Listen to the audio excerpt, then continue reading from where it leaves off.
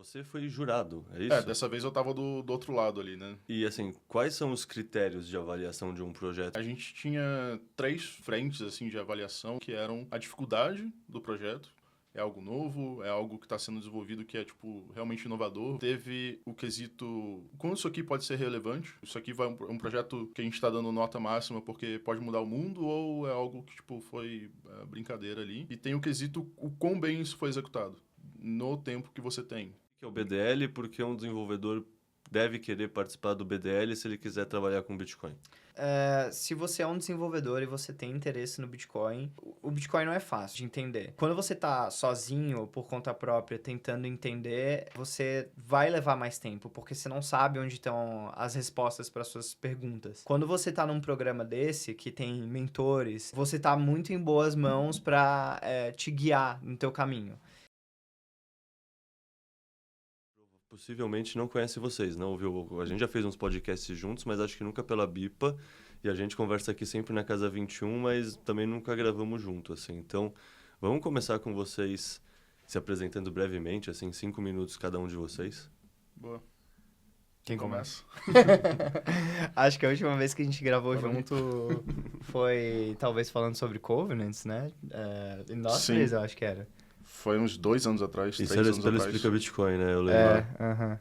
Mas enfim, eu sou o Lorenzo, eu trabalho na BIPA, sou host aqui do BitDev São Paulo e também do BitDevs Floripa, organizo meetups em Florianópolis. É muito estranho me apresentar pra você, né? Tipo, Sim. tem que fingir que não é, não Totalmente te conheço.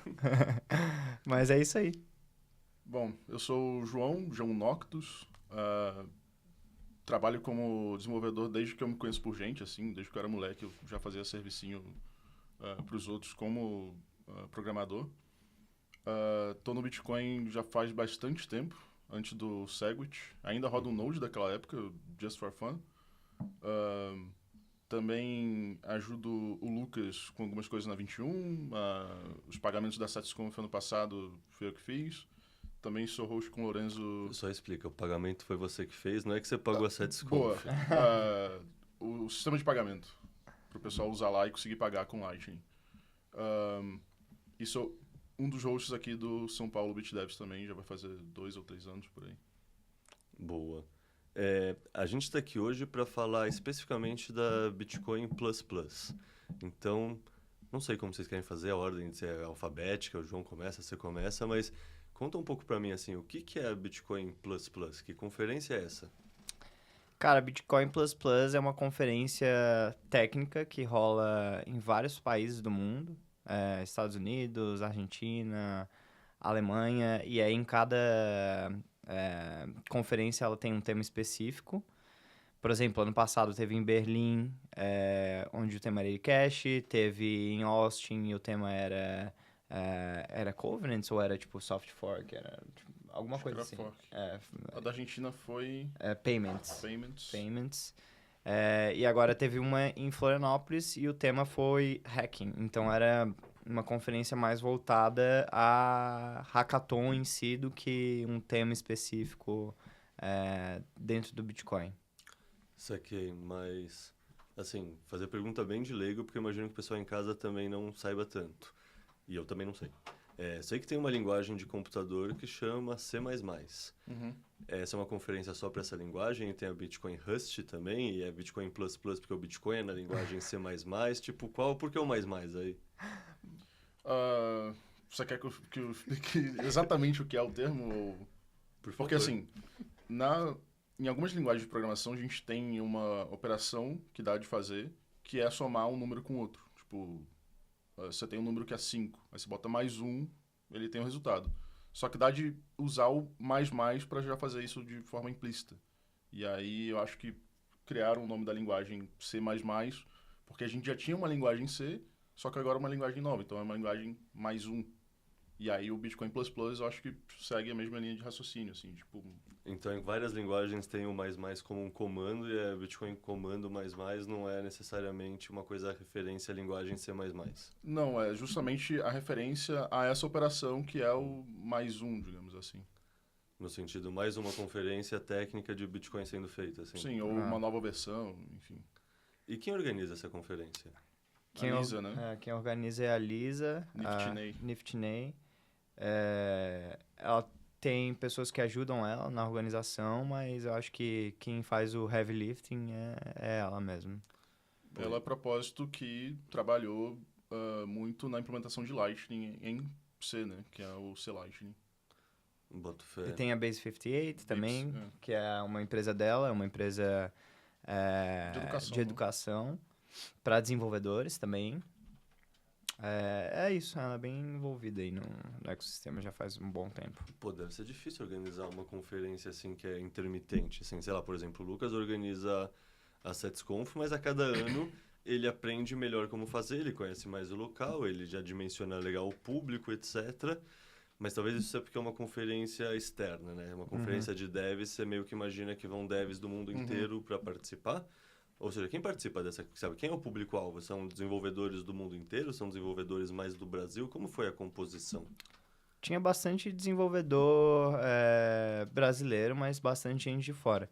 Uma descrição que eu ouvi alguém falando lá que eu achei engraçada era que o Bitcoin Plus Plus é como se fosse o Circo du Soleil dos nerds, né? Tipo, vai viajando o mundo e aí os nerds vão viajando junto e se juntando e construindo coisas, apresentando projetos, esse tipo de coisa. Acho que é meio isso mesmo, porque na própria edição que a gente foi na Argentina, metade da galera que foi na Argentina estava aqui no Brasil também, enfim.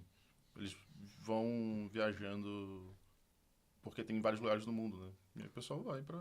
E aí você escolhe lugares bonitos para o pessoal querer ir também fazer um turismo, e por isso foi em Floripa ou foi em Floripa? Sabe, por que foi em Floripa? Eu conversei um pouco com a Lisa sobre isso e tem os dois fatores, né? Tem o fator a Lisa querer ir pra lá e tem o fator Brasil, você sabe como é que é, né? Não daria pra fazer, acho que no Rio de Janeiro, por exemplo, porque, enfim, segurança e tudo mais.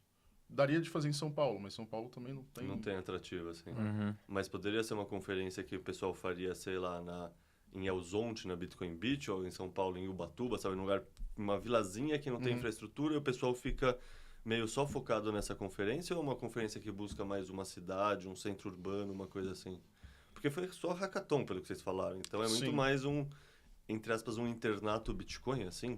A própria outra edição que eu fui na Argentina também foi mais no sentido de estamos dentro do evento, ele acontece aqui e tudo mais, só que ao longo do dia ali, na hora do almoço ou depois do evento, o pessoal quer hangout, né? O pessoal quer ficar junto ali, se conhecer e tal. Tem que ter no mínimo alguma certa infraestrutura, por exemplo, tem que ter internet, né? Tipo, deve ser Sim. internet, sei lá, Homem da Caverna sem fogo, né? Mas não é uma conferência que geralmente vai muita gente, né? Porque é bem nichado já. Então, eu acho que na BTC++ em Floripa deve ter sido por volta do quê? Umas 200 pessoas estourando, assim, né? E fora essa parte de hackathon em si, também acontecem uns eventos paralelos, geralmente, ou isso foi uma exclusividade aqui de Floripa? Eu acho que eventos em geral, né? A galera que tá patrocinando, o pessoal que mora na região gosta de fazer side events, né? Eu, por exemplo, organizei eu organizei um, na verdade. O segundo eu cancelei porque eu ia estar muito cansado, e de fato eu estava muito cansado. Então eu fiz um Beach Devs numa quinta-feira de noite. A Maria, minha esposa, ajudou a organizar a aula de surf. E aí, no início a gente ia fazer um dia só de aula de surf, mas teve tanta demanda que acabou sendo, acho que, 3 dias de aula de surf. Patrocinadores também, acho que a GoBTC fez alguns side events. E foi isso, né? Sim. Teve o de design também, não É teve? verdade, mas aí Esse não... que eu tava pensando, que foi mais estruturadão mesmo. Não era meio que um side event, era um evento à parte. um evento à parte, exatamente. Ah, achei que era tipo... Mas estava associado com o Bitcoin Plus Plus, não? Sim, estava associado. O Thiago e o Alan da BIPA foram lá e a ideia era basicamente juntar um monte de designer e fazer brainstorming de como que a gente pode melhorar a UX dos nossos produtos. Pelo que eu ouvi do Thiago e do Alan, tinha bastante gente nova que nunca tinha trabalhado no mercado também. O que é interessante, né? Eu acho que existe demanda para designer para trabalhar com Bitcoin. Dá de ver que muita coisa que sai de produto por aí é feito por dev, não é sim. feito por designer.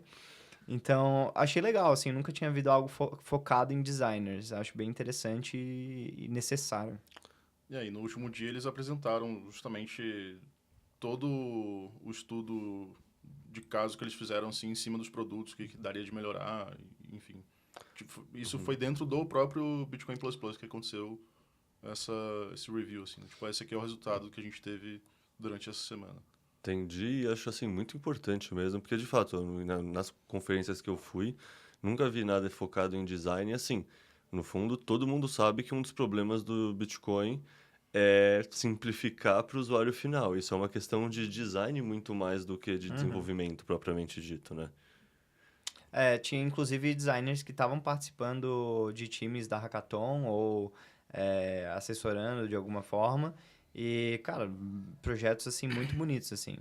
Fazia tempo que eu não via projetos na Hackathon que não só o dev lá cuspindo uma interface, tá aqui. E, de fato, ter uma experiência, tipo, a UX guiar o usuário a usar o produto que eles fizeram. Ficou bem interessante. Aí, a Lisa tinha feito até, durante a apresentação, um jogo, digamos assim, né? Para o pessoal ir se conhecendo. Ah, quem que já fez transação no Bitcoin? Levanta. Quem que roda carteira tal? Levanta. Quem que é designer? Aí, tipo, os designers levantaram. Aí ela, tipo, já jogou a bola, assim, né? Tipo, decora a cara desse pessoal aí, chama pro projeto para participar e fazer um negócio legal, assim.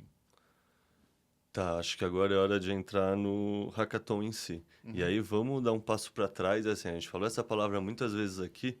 Talvez alguém que está escutando a gente nunca nem ouviu falar num hackathon. Conhece a palavra hack e conhece maratona, mas como essas duas palavras se conectam? O que que é um hackathon? Você já meio que explicou, assim, mas é justamente, a gente tem o termo hacking, que não necessariamente é alguma coisa ruim. Ele vem mais do termo de alguém que está construindo ou quebrando ou montando alguma coisa, no sentido construtor mesmo, assim, né? E você tem uma maratona que é geralmente algo bem intenso, num período determinado ali, que, enfim, você vai ter o esforço máximo que você vai dar de si para concluir o objetivo, certo? E aí, bom, junta as duas coisas. Então, o hackathon é justamente uma competição, vamos colocar dessa forma, onde o pessoal tem um tempo curtíssimo para executar um projeto. E aí, dependendo do hackathon, a gente tem um tema, que nesse caso foi Bitcoin. Às vezes é algo mais específico ainda, então, tipo, imagina um hackathon para criar uma carteira, ou, enfim, nesse foi mais abrangente, assim. Pode ir. E tem, sei lá, qual o incentivo de alguém participar de um hackathon? Boa. Geralmente, o incentivo é, muitas das vezes, monetário. Então, a maioria dos hackathons oferecem prêmios ou, além disso, te dão visibilidade também. Posso falar por experiência própria, assim, que eu já participei de hackathons. Além de ter aprendido bastante, foi um desafio que pra gente que desenvolve é interessante também, tipo, se desafiar a tentar fazer o projeto acontecer naquele curto espaço. E tem o fator visibilidade, porque não sei se foi o caso desse evento aqui, mas em eventos maiores que tem hackathon, existem pessoas que vão lá para scout, assim, para procurar talentos para trabalhar em esse tipo de coisa também. Saquei, na SetsConf tem hackathon todo ano também, né? Sim. E assim, sei lá, eu lembro quando eu era moleque, eu assinava 4 rodas, assim, eu gostava muito de carro, né? E aí, várias vezes, sei lá, a Audi, a Mercedes lançavam uns protótipos que eram muito legais, muito interessantes, mas que você sabia que, pragmaticamente, esse carro nunca ia existir de verdade, nada parecido com isso ia existir de verdade, era mais uma prova de conceito do que uma solução pragmática, sabe? Sim. Isso, sei lá, você pensar em desfile de moda também acontece. A gente vê aquelas roupas totalmente extravagantes e aquilo muitas vezes não chega na rua, a maioria das vezes não chega na rua, na vitrine, e aquilo é muito mais um estudo de um conceito, o pessoal fala. Sim. No hackathon é assim também? Ou, tipo, tem coisas que o pessoal realmente faz e são implementadas porque, sabe, são problemas que estão acontecendo e vão ser implementados na empresa que a pessoa trabalha ou qualquer coisa assim? Eu acho que tem um pouco dos dois, né? tem pessoas que participam de hackathon e eles estão, de fato, já construindo alguma coisa há um tempo, aí eles usam a hackathon, tipo, eu quero botar essa feature no negócio que eu tô construindo. Eles aproveitam a hackathon para fazer esse tipo de coisa. Tem gente que, sei lá, só quer construir um projetinho para dar umas risadas na hora da apresentação e não é nada sério. E tem gente que só quer, sei lá, fazer alguma coisa legal que eles tiveram, tipo, tiveram a ideia na hora e não é nada sério, não vão levar pra frente, esse tipo de coisa. E tem projetos que, sei lá, não tem pretensão nenhuma e acabam virando alguma coisa, né? Por exemplo, eu descobri essa semana que o Cash App foi desenvolvido dentro de uma hackathon interna da empresa, que eu esqueci o nome, que é, tipo, é o pai da Sparrow, né? Mãe do Cash App. Mas eu acho que segue bem essa linha mesmo, em linhas gerais, assim, do que você falou de ser... essa analogia que você fez com a moda, assim, de, tipo, um desfile, ele vai colocar elementos ali que são extravagantes e que você não vai usar aquilo no dia a dia, mas vão, de certa forma, alguns elementos ali ditar tendência ou ser usado de uma outra forma, é mais conceitual, assim, geralmente. Um desses que eu participei, por exemplo, que foi o Hackathon, foi em 2016, se eu não me engano, 2017, um Hackathon que teve do Facebook, e aí eles estavam experimentando a ideia de chatbot. Eles tinham recém-lançado APIs e integrações para fazer isso, e aí você vê que hoje o chatbot é, tipo, a norma, assim. Você compra um negócio no iFood e já chega no seu WhatsApp, enfim. Só que na época foi, tipo, algo novo, né? E aí o pessoal criou um monte de coisa maluca, assim. Perfeito. E vamos falar agora um pouco do hackathon do Bitcoin Plus Plus de Floripa em específico. Você foi jurado, é isso? Dessa vez eu tava do outro lado ali, né? Eu não tava participando, criando coisa, eu tava avaliando os projetos. E, assim, quais são os critérios de avaliação de um projeto para ver se o projeto é legal ou não? Assim, o que vocês estavam pensando em levar em conta para avaliar os projetos? A gente tinha 3 frentes, assim, de avaliação, ou 3 pesos, 3 medidas ali, que eram a dificuldade do projeto. Então, como o Lourenço falou, tiveram alguns projetos que eram só uma interação, uma funcionalidadezinha em cima de algo que já existia. Então, a gente levou isso em consideração. É algo novo, é algo que está sendo desenvolvido que é, tipo, realmente inovador, foi difícil de ser executado nesse período. Teve o quesito, o quanto isso aqui pode ser relevante, quanto isso aqui, tipo, isso aqui vai um projeto que a gente está dando nota máxima porque pode mudar o mundo, ou é algo que, tipo, foi brincadeira ali. E tem o quesito, o quão bem isso foi executado no tempo que você tem. Então, tiveram, inclusive, projetos parecidos que alguns estavam melhor apresentados ou que, de fato, funcionavam. Outros que não estava muito bem, ou o cara foi apresentar e não funcionou na hora, enfim. Esses são os 3 critérios, assim, que a gente levou em consideração. E quantos jurados são ao todo? Foram 4 jurados nesse hackathon.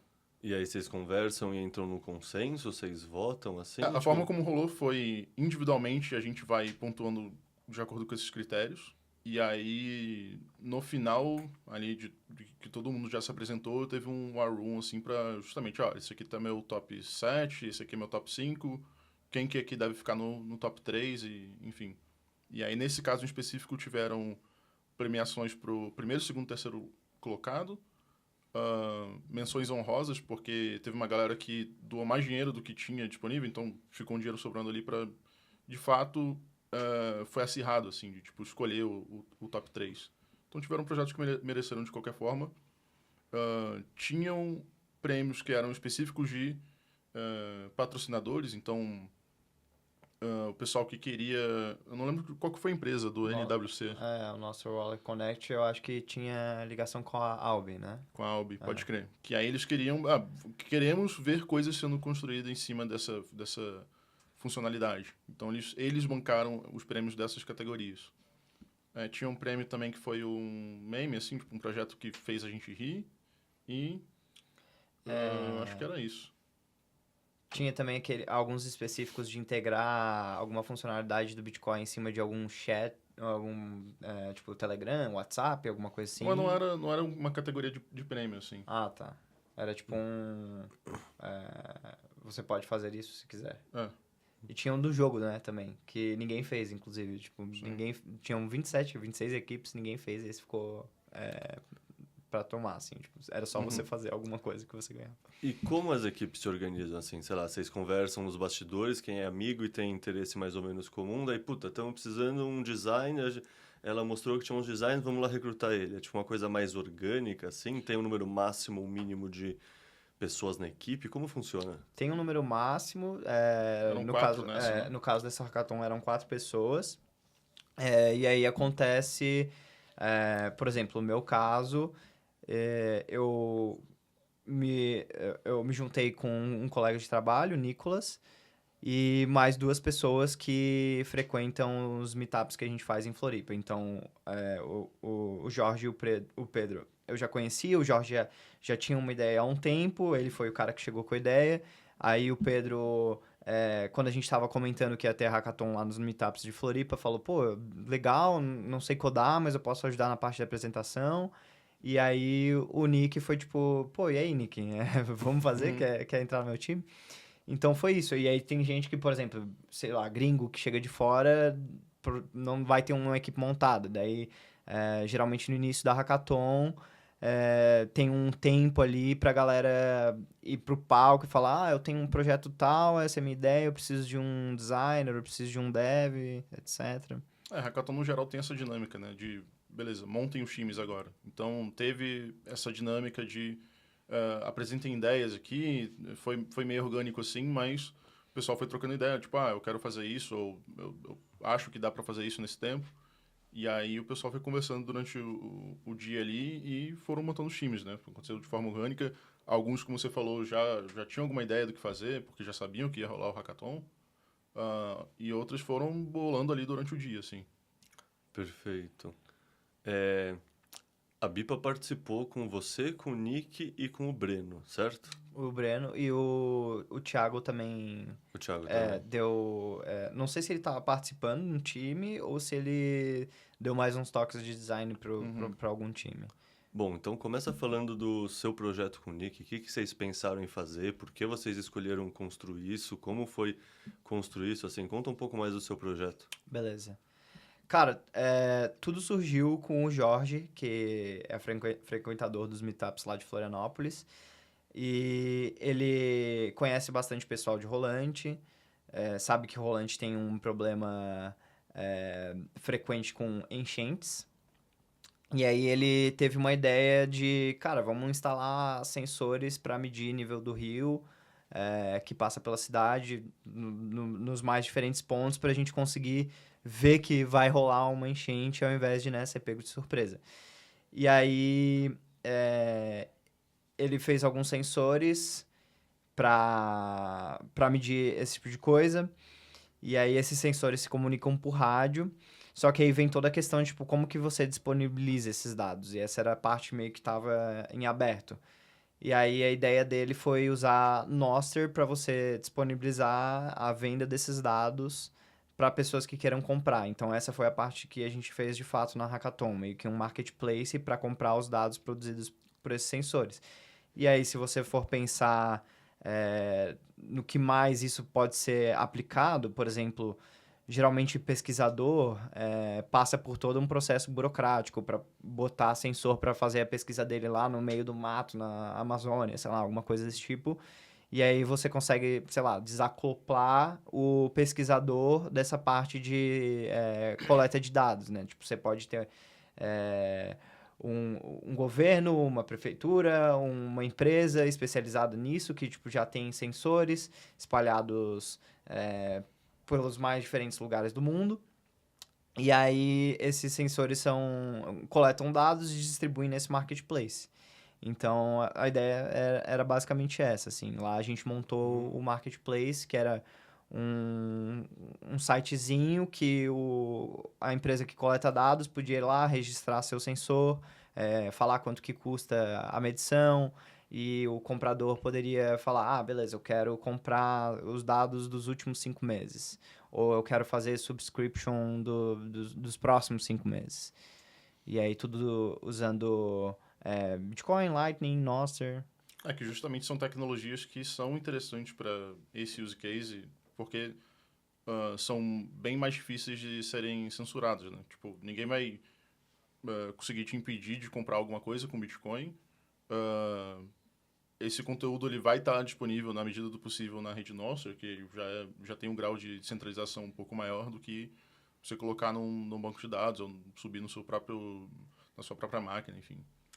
E quando fala do Bitcoin, você está pensando então naquela parte do Nostr que você manda as apps e você paga usando os apps a Lightning para pagar esses dados no Nostr, é isso? Exatamente. E no final, como foi a colocação de vocês? Cara, a gente tirou o terceiro lugar. Eu fiquei surpreso e bem feliz. Tinham muitas equipes, né? Eram 26 equipes, então eu tava com baixas expectativas, ainda mais depois de ver a apresentação da galera. Mas foi bem interessante, assim. Pô, parabéns.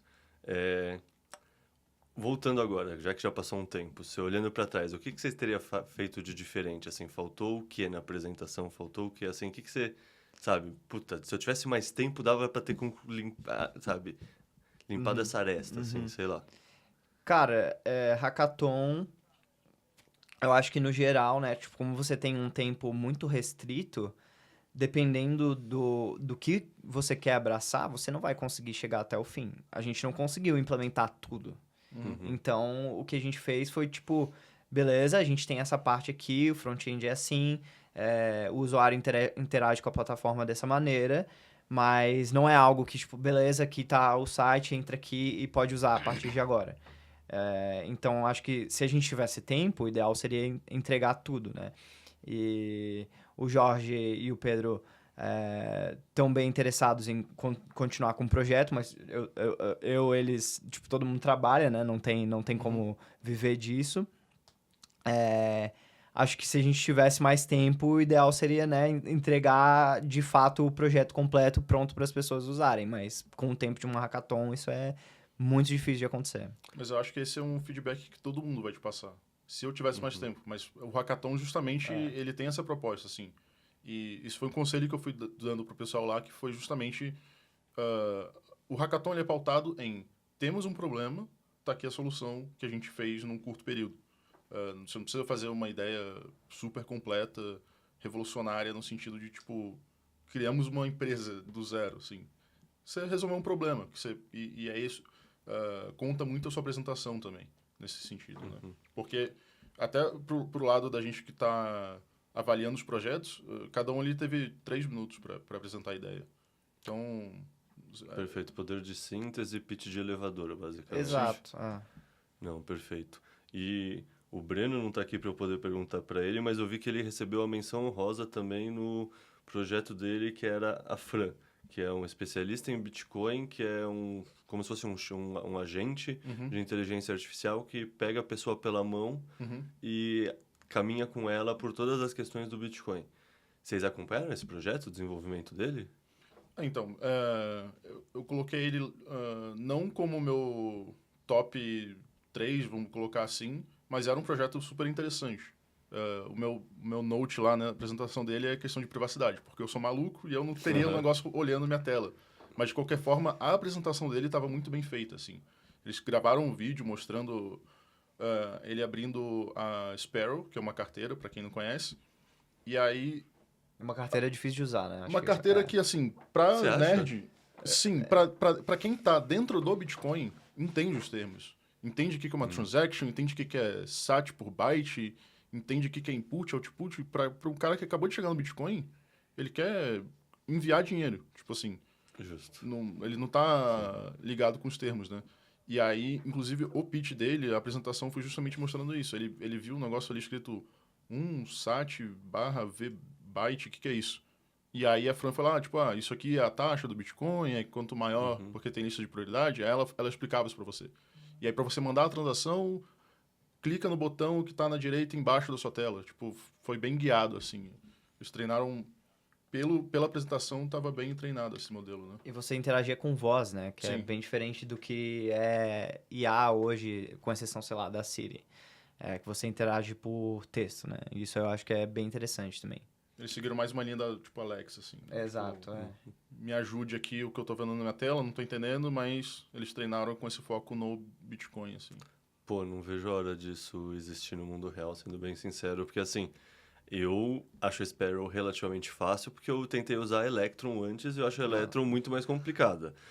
Mas assim, quando eu tenho que aprender uma funcionalidade nova da Sparrow, eu vou lá no BTC Sessions, no tutorial dele, avanço 5 segundos e pausa, avanço 5 segundos e pausa, avanço 5 segundos e pausa.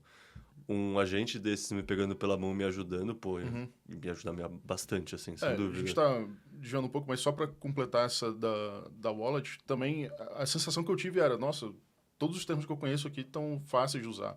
E eu tinha mandado isso no grupo de uma empresa que eu já trabalhei e falei, nossa, essa carteira aqui é muito boa, né?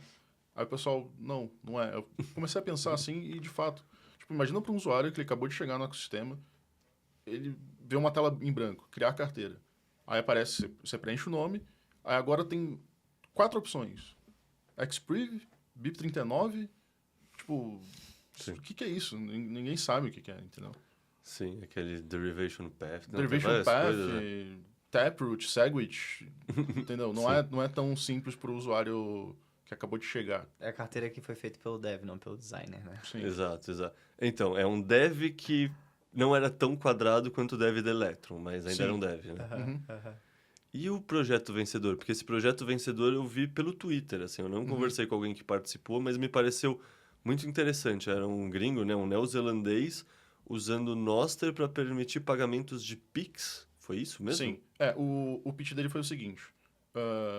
Justamente pelo fato dele ser gringo, vamos colocar assim, ele tentou fazer Pix em alguns lugares e aqui não passou, assim. Tipo, aliás, ele tentou pagar com dinheiro. E o lugar não aceitou, não sei por quê. Não sei se a nota dele estava errada, mas a questão foi essa, né? E ele queria uma forma de conseguir fazer o pagamento. Só que aí, isso foi um problema que não foi exclusivo da conferência, assim. Tipo, já recebi gringos aqui também que tiveram o mesmo problema putz, eu vim com dólar, eu vim só com Bitcoin, esperando que eu fosse conseguir usar, mas não tem em lugar nenhum. Aqui no Brasil, o Pix já todo mundo aceita. Mas e aí, como é que eu pago, entendeu? Tipo, pode ir para uma BIPA, por exemplo, só que aí tem todo o processo de KYC, e um gringo não vai conseguir exatamente criar uma conta e tudo mais.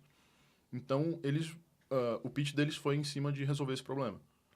E a apresentação deles estava muito bem feita, eu usei lá no evento e funcionou também. Que é justamente o seguinte, você tem uma interface web, deposita em Lightning, então, tipo, na hora praticamente, e aí você consegue escanear ou colocar um código Pix e ele pagou, assim. Ele faz uma cotação, debita do saldo que você tem e faz o pagamento do Pix. Mas eu não entendi assim, se você está pagando um Pix, você está vinculado com uma conta que já foi feito KYC em real. Essa conta é de uma empresa, essa conta é de um brasileiro que estava na equipe dele como prova de conceito, mas depois é a empresa e a conta da empresa que permite isso, como... Isso, no caso deles, eles estavam usando um third party, né, alguém para fazer isso, que era uma empresa aqui do Brasil, que, salvo engano, chama Scala. E aí tinha um brasileiro no time que conseguiu criar a conta lá e configurar essa questão lá do valor em real, do Pix e tudo mais. Mas, assim, pro tempo que eles tiveram no projeto, foi muito bem executado, a apresentação estava bem legal, assim. Inclusive, eles pegaram uma maquininha lá do lugar para cobrar um Pix e no palco eles mostraram, né? Tipo, eu tenho Bitcoin aqui, depositei lá no aplicativo que eles fizeram, tô pagando aqui um Pix com meu Lightning. E aí saiu a notinha lá, ficou bem legal, assim, a apresentação. E por que o Nostr nisso? Porque assim, você precisa de uma carteira Lightning que se comunique, que faça essa mudança de cotação, né? Essa, sei lá, conversão do Bitcoin dos satoshis para real e fazer o Pix. Onde o Nostr entra nessa estrutura? É para justamente ter essa comunicação de tráfego de informação mesmo. E o Nostr, ele é um pouco mais centralizado nesse caso. Na apresentação deles também tinha uma funcionalidade que eles não foram até o final porque estava bugado e eles resolveram tirar para o negócio todo funcionar, mas era para usar também a feature do NWC, que é Nostr Wallet Connect, que ele te dá algumas funcionalidades ali de ter meio que uma conta associada ao seu perfil Nostr para você conseguir, enfim, imagina que você abriu o site, depositou lá, fechou e vai entrar de novo, putz, cadê meu dinheiro, onde está, entendeu? É para ter essa conexão Sim, tipo a wallet da relacionado Primal, por exemplo. a uma identidade. A wallet da Primal, que eu faço os apps, recebo, etc. Exato. E tá nessa wallet que tá com o meu usuário, não tá uma Sim. wallet que eu criei. Sim, foi nesse sentido. Que eu acho mais prático mesmo, assim. Várias vezes que eu tentei sincronizar uma wallet Lightning com Nostr, é que assim, eu não uso faz alguns meses e eu comecei a usar nos primeiros, sei lá, 5, 6 meses, assim, então ainda estava muito mais imaturo, mas não era tão fácil sincronizar, assim. Era mais no sentido de, tipo, tá, você tem a sua conta da BIPA, por exemplo. Você tem seu usuário e senha que está associado à BIPA, ela sabe te autenticar lá. E aí, no caso de uma aplicação que ela é meio que disruptiva e até então não pede nenhuma informação sua, como é que você se autentica nisso? E aí a ideia foi usar o Nostr para, bom, você tem uma identidade ali online, digital, que só você tenha o acesso. Boa, porque assim, no fundo, quando eu comecei a ver assim, eu pensei, pô, a BIPA já faz isso, sabe? A gente já permite se a pessoa fazer uma transferência de Bitcoin, pagar em Pix, isso vai tudo para debaixo do capô. Mas o BitPix, né? Mas é legal isso porque, porra, sem KYC, sem nada, assim, para um gringo, pô, faz uma puta diferença, claro né? que eu não sei se essa ideia escala legalmente. Claro que a gente está avaliando ali projetos que foram feitos em um dia e meio, sabe? E não é para ser algo inovador. Como te falei, a gente tem isso como um dos fatores de avaliar, assim. Mas foi algo que foi muito bem apresentado. E como você falou, essa ideia já existe, a BIPA já faz isso, de certa forma. Tiveram uns projetos ali, só comentando rapidinho, que, por exemplo, era um aplicativo para você separar a conta. Então, tipo, a gente está num evento aqui, eu comprei uma Coca, você comprou alguma outra coisa, e a gente vai fazendo conciliação para ver que no final do dia quem deve quem. Essa ideia já existe, tipo... Splitwise. E várias outras que eu já usei também, com o Bitcoin e tudo mais, tiveram dois projetos que também seguiram essa mesma linha. A pessoa que fez, às vezes, pode não conhecer ou queria fazer de fato e foi bem executado nesse tempo que eles tiveram. É mais nessa questão de fazer no tempo curto que você tem, não tipo algo 100% inovador, né? Saquei. E fora esses três, porque a gente falou do projeto do Lorenzo, né, que pegou o terceiro, falamos do Breno, que menção honrosa, falamos desse que é o Nostr Pix, que foi o primeiro. Fora esses três, teve algum outro projeto que chamou a atenção de vocês, assim, que vocês acharam, uau, puta, isso aqui foi interessante, isso aqui, nossa, não tinha pensado, isso aqui realmente, sabe? Eu posso pegar a lista aqui que eu tenho. Os ganhadores foram o Nostr Pix, que em primeiro lugar ganhou 5 milhões de satoshi. Em segundo lugar, foi uma integração de um cara que ele só colocou uma funcionalidade dentro de um aplicativo existente, que chama White Noise, que é um aplicativo de mensageria, e ele colocou a funcionalidade de você conseguir, dentro do chat, mandar ou receber pagamento. Que foi muito, muito legal, assim, muito bem executado também. Ele ganhou 3 milhões de satoshi. O projeto do Lorenzo, terceiro lugar, que ganhou 2 milhões de satoshi. As menções honrosas foram a do Fran, né, que a gente comentou. Teve uma que foi do Zé que chama Scroll, que é basicamente um projeto que ele fez que a gente quer negociar entre a gente, só que com um colateral, digamos assim, ou alguém que pode ser o intermediário dessa negociação. Tudo isso apenas com Bitcoin. Tipo, ele criou um smart contract, de fato, que consegue executar isso. Que foi muito interessante tecnicamente, né? Deixa eu ver o que mais aqui. Um projeto chamado Lightning Fuzz. Esse foi legal. Que é bem legal. Quer explicar o que é Pode Fuzz? ser, pode ser. Fuzzing? O fuzzing é uma técnica de teste de código. Então, quem trabalha com isso aqui na 21 é o Bruno, né? Ele que é o especialista disso aqui. Mas, basicamente, a ideia é você jogar diferentes entradas num programa e ver como ele se comporta. E aí, dentro do fuzzing, existe uma subcategoria que se chama differential fuzzing? Tem differential fuzzing. Que é o que você testa aplicações diferentes que fazem a mesma coisa. Então, por exemplo, você tem várias implementações da Lightning, né? Tem o LND da Lightning Labs, tem o CLN da Blockstream, tem o LDK. Teoricamente, todas elas seguem a mesma especificação. Mas na prática, né, existe um problema entre a cadeira e o computador, que se chama desenvolvedor, e nem sempre faz as coisas certas. Então, a ideia é você pega um input e joga nesses 3 programas e vê se eles dão a mesma saída, né? E o interessante foi que na apresentação deles, eles acharam um bug na implementação em C Sharp, né? Que é uma linguagem de programação tem nome da implementação do... Anylightning. Anylightning, isso. Eles acharam um bug, então foi bem interessante, assim. O que é legal é que, tipo, justamente, o fato de ter quebrado é o que provou que o negócio que eles estavam fazendo deu certo. Porque eles acharam um bug rodando esse código, né? Que era justamente o propósito, achar bugs em diferentes implementações. No fundo, isso... Porque assim, eu lembro de conversar sobre o fuzzing com o Bruno quando a gente gravou sobre o Bitcoin Core, ele explicou o que ele fazia, etc. No fundo, assim, você está testando a segurança e a qualidade do código, né? O que foi escrito, e você melhora ele, né? Permite iterar. Então, eles fizeram uma coisa que demonstraram na prática, ao vivo, que funcionou, então que vai continuar sendo aprimorado e usado e vai melhorar a Lightning como um todo, né? E aí, como side effect disso que eles acharam, né? Eles acharam um invoice lá da Lightning que era super gigante e tinha algumas informações ali que quebrava a implementação dessa linguagem específica. Daí, o que daria para fazer de ruim com isso, por exemplo, se não fosse corrigido, era aplicações que usam esse projeto como base, eu poderia mandar esse invoice malicioso e derrubar a sua aplicação, assim. Bom, acho que da Bitcoin Plus Plus e do Hackathon, a gente já falou meio que tudo que eu tinha pensado para trazer. Vocês têm alguma outra coisa que vocês acham que vale a pena adicionar sobre a conferência como um todo, hackathons mais em específico, algum projeto?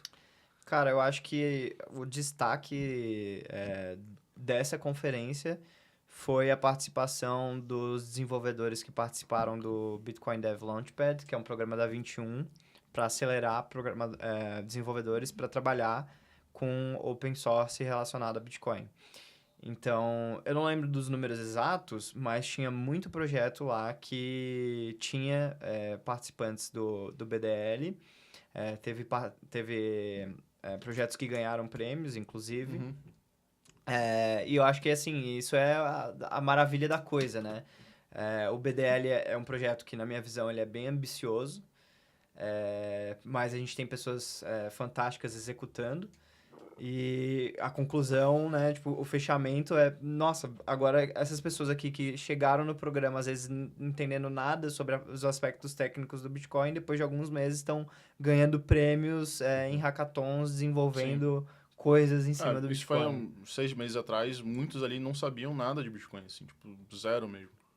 E aí, é legal de ver o resultado disso, como você falou, né? O pessoal ganhando hackathon, grande parte ali já está contribuído em projetos open source. Tem alguns ali que já estão sendo descartados para, tipo, esse que se continuar nessa linha merece um grant, merece trabalhar com isso, sair do seu trabalho convencional e ir trabalhar sendo pago para isso, para trabalhar com open source também. É muito enriquecedor para o ecossistema como um todo. Beleza, nem todo mundo vai acabar ganhando um grant para trabalhar full-time com open source, mas eu acho que brilha o olho da galera para ver que, nossa, isso é um caminho. Ou nem necessariamente trabalhar com open source, mas trabalhar na indústria também. Que, querendo ou não, também ajuda o desenvolvimento do ecossistema como um todo, né? Vamos dar um passo para trás, então, e assim, imagina que alguém não sabe o que é o BDL. O que é o BDL? Como vocês fariam esse pitch de elevador de 3 minutos de o que é o BDL e por que um desenvolvedor deve querer participar do BDL se ele quiser trabalhar com Bitcoin? Cara, se você é um desenvolvedor e você tem interesse no Bitcoin, eu acho que o Bitcoin não é fácil, né, de entender. E quando você está sozinho, por conta própria, tentando entender, você vai levar mais tempo, porque você não sabe onde estão as respostas para suas perguntas. Quando você está num programa desse, que tem mentores, que tem pessoas que trabalham na indústria, que tem pessoas que trabalham com open source, você está muito em boas mãos para te guiar no teu caminho. Então, por exemplo, o programa tinha um livro, a base da informação, que era o Mastering Bitcoin. Beleza, tem o Mastering Bitcoin, mas ele não é extremamente detalhado. Se eu quiser implementar essa parte aqui, sei lá, a derivação de endereços. O Mastering Bitcoin, ele não tem um código para fazer isso, né? Ele te explica em alto nível como é feito. Mas, sei lá, se eu tivesse participando do programa e eu perguntasse pro João, ele ia ali no quadro e, cara, ó, funciona assim, tem esse site aqui que você pode entrar que também explica muito bem. Então, eu acho que é mais o fator... Vão ter mentores muito bons para te Sim. ajudar a te guiar nesse caminho e que isso não é uma coisa comum dentro da indústria do open source como Ele é todo. ele é um programa de formação, né, em resumo, e a forma como ele está estruturado, como o Lourenço falou, é bem interessante, porque você tem mentores, tem pessoas que tiveram vários convidados, eu fui um deles que ajudou a galera a entender e tirar dúvida e tudo mais, e ele também tem desafios técnicos que vão te guiando até você chegar no edge, assim, da coisa, ou bem a fundo, que é justamente, tipo, são vários cortes que você vai fazendo, porque você filtra a capacidade da pessoa ah, em aprender, assim. Tipo, você tem também a questão de aprender por conta própria, só que a gente está guiando o cara. E aí, a primeira parte ali foi coisa mais básica do Bitcoin e tudo mais, só que aí você vai elevando o nível e tecnicamente, nesse caso, né? E aí a pessoa vai aprendendo porque ela tem que botar a mão na massa. Se ela não conseguir, ela não passa, né? Digamos E assim. quantas pessoas começaram o programa e quantas pessoas, sei lá, já terminou a primeira leva? Sim. Quantas pessoas concluíram o programa também, assim? Foram 20 pessoas, mais ou menos? Ou... Foram 125 e terminaram... Não. Começaram 137 pessoas se inscreveram e apenas Sim. 20 terminaram. Então, 137 pessoas se inscreveram e apenas quantas? Umas terminaram? 20. Umas 20 terminaram. Né? Sim. Ou seja, é um nível puxado que você está realmente selecionando pessoas interessadas e pessoas boas. E dessas Sim. 20, não vão ser as 20 que vão ganhar fellowships e grants para trabalhar com open source, né? Vai ser um número bem menor.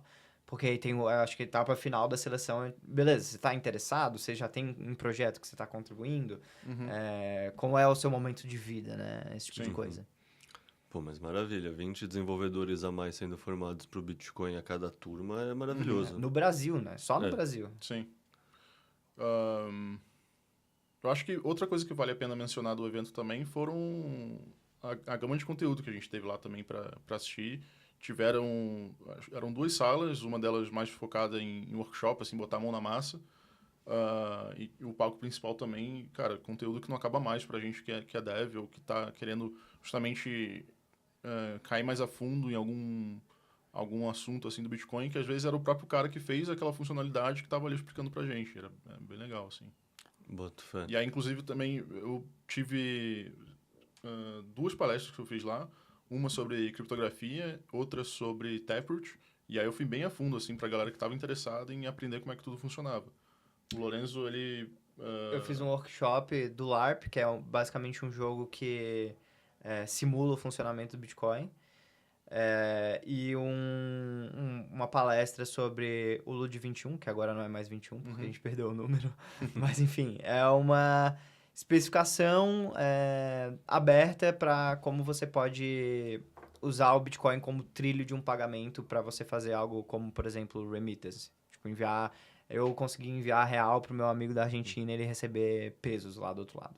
Isso em cima da rede Lightning. Isso, usando o Lightning. Perfeito. Eu costumo fechar o podcast perguntando para as pessoas recomendações de leitura. Queria uma leitura para alguém que está interessado em Bitcoin, que está interessado talvez na parte econômica, talvez na parte de desenvolvimento, né, já que eu estou conversando com dois devs, e uma leitura que não tenha nada a ver com Bitcoin, uma leitura, sei lá, ciência, filosofia, poesia, o que vocês gostam de ler sem ser relacionado a Bitcoin, sem ser para estudar. Ok, primeiro.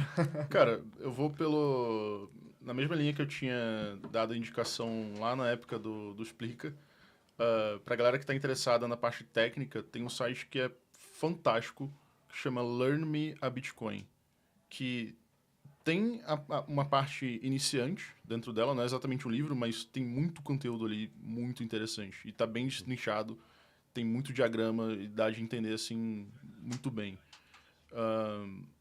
Fora da linha do Bitcoin, eu acho uma coisa que é super interessante é a parte de matemática, a criptografia, é tudo onde o Bitcoin se pauta, né? Essa segurança vem daí. E aí tem um livro que chama, salvo engano, o domínio que você consegue achar ele é cryptobook.us. E aí tem de tudo, assim. É bem destrinchado esse livro, é bem técnico, mas é bem interessante também. E a leitura não relacionada a Bitcoin ficou faltando. Que não é exatamente o Ah, é Bitcoin, verdade. é Ele criptografia no criptografia geral. como hobby. Boa. É. Achei que ia vir, tipo, um código da Vinci. Não, tô andando muito com o Zé, velho. Tô vendo fórmula já. Assim. Bom, acho que a minha leitura relacionada a Bitcoin, já que a gente está falando de desenvolvimento aqui, eu vou aproveitar para falar de um livro que é de desenvolvimento. A gente já citou o Mastery, então, citando outro, tem um que se chama Programming Bitcoin, que é do Jimmy Song, e ele é mais mão na massa, assim. Tem exercícios, testes que você tem que fazer, se você quiser, né? Obviamente, se você quiser só ler o livro, você pode. E ele é feito, os exercícios é tudo em Python, mas, né, você é livre para implementar como você quiser, assim. Eu acho que é bem interessante para você que está mais interessado em botar a mão na massa do que só ficar lendo um livro técnico. E agora, putz, a leitura não relacionada a Bitcoin, eu tô tentando lembrar... Bom, eu tenho uma leitura. Use of Weapons, do Ian Banks. Ficção científica muito interessante, assim. É um escritor da anos 80, 90, mas acho que muito à frente do seu tempo. Por exemplo, uma coisa que eu li lá e eu nunca imaginava que ia ver acontecendo é essa questão, tipo, drones, né? Drones sendo usados como armas, e drones pequenos, não aqueles drones que a gente estava acostumado, né? O cara escreveu sobre isso lá nos anos 80 e hoje a gente está vendo acontecer de fato. Pô, esse eu vou querer ler porque eu lembro de 2 recomendações suas. Duna e O Dilema dos Três Corpos, e as duas eu adorei. Duna eu parei no meio do segundo, O Dilema dos Três Corpos eu li os 3, assim, na sequência, porque eu achei maravilhoso. Então, esse eu vou ler com certeza. Bom, muito obrigado, João. Muito obrigado, Lorenzo. Sempre bom falar com vocês e falar, assim, gravando é bom que o resto do pessoal aprende um pouco, que nem eu sempre aprendo também. Então, muito obrigado pra vocês dois. Boa, que eu agradeço. Boa, tamo junto.